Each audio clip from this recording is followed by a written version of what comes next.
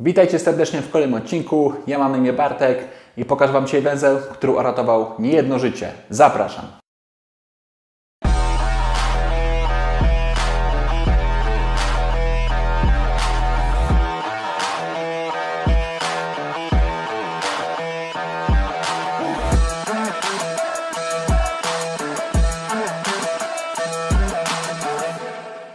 Jedną z najczęstszych przyczyn wypadków wspinaczkowych była utrata kontaktu z liną, czyli wyjechanie liny przez przyrząd wspinaczkowy.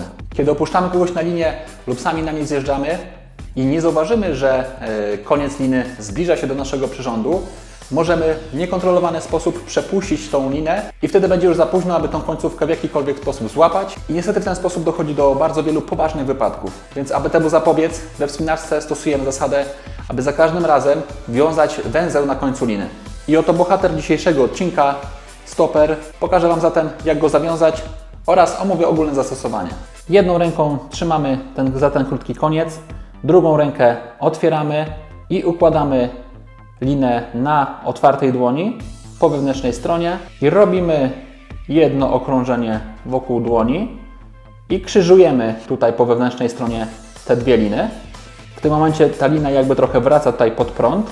Robimy kolejne okrążenie, nie wypuszczając liny z dłoni i wtedy ta końcówka przechodzi tutaj pod spodem, pod wszystkimi linami, pod wszystkimi dwiema. Zgodnie z kierunkiem tutaj palców, tak jakby palce wyznaczają nam kierunek, że od środka w stronę, w którą wskazują palce, zaciągamy. Pamiętajmy, aby porządnie zaciągnąć węzeł i gotowe. Jest on dość charakterystyczny. Z jednej strony będziemy mieli takiego X-a, z drugiej strony dwie liny ułożone równolegle. Natomiast jeżeli byśmy chcieli sobie zrobić właśnie jakby potrójnego tego stopera, tak samo odmierzamy sobie około 40 cm, układamy linę na dłoni, jedno owinięcie cofając się po krzyżu, drugie owinięcie i trzecie owinięcie. I tak samo jak w poprzedniej wersji, pod spodem, pod wszystkimi tutaj tymi odplotami przekładamy linę zgodnie z kierunkiem, który pokazują nam palce. Zaciągamy.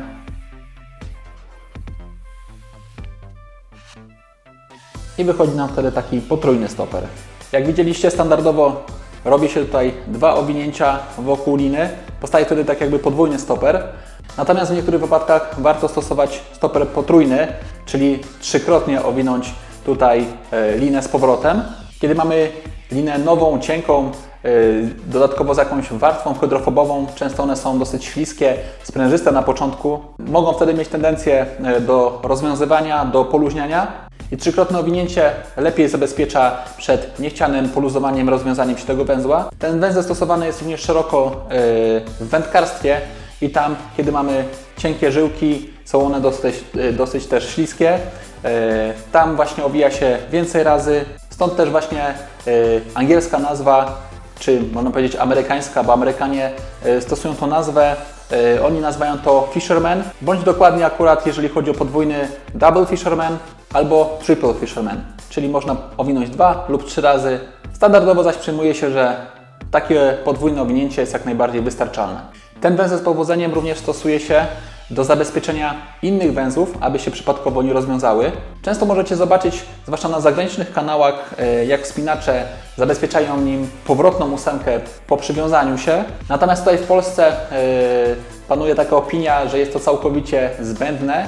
Ósemka podwójna czy powrotna jest na tyle pewnym i mocnym węzłem, że nie wymaga tutaj dodatkowego zabezpieczenia, ale przykładowo do niedawna wyklinany, przyklinany, jeżeli chodzi o wiązanie się liną do uprzęży, skrajny tatrzański. W tym przypadku konieczne jest zabezpieczenie tego węzła właśnie węzłem zderzakowym, który wykonuje się właśnie w ten sam sposób jak stoper. Generalnie jest to ten sam węzeł, tylko używany w nieco innej tutaj sytuacji, jakby zmienia swoją nazwę.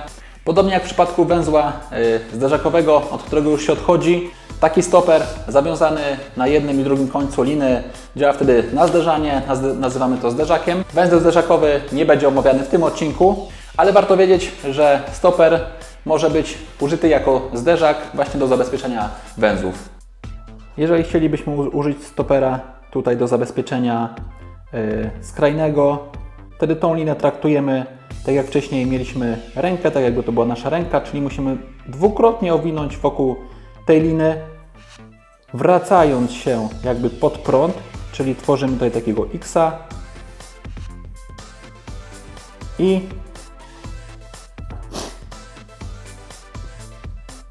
po wykonaniu dwóch oplotów lina wraca właśnie przez środek, jakby po wnętrzu tej ręki.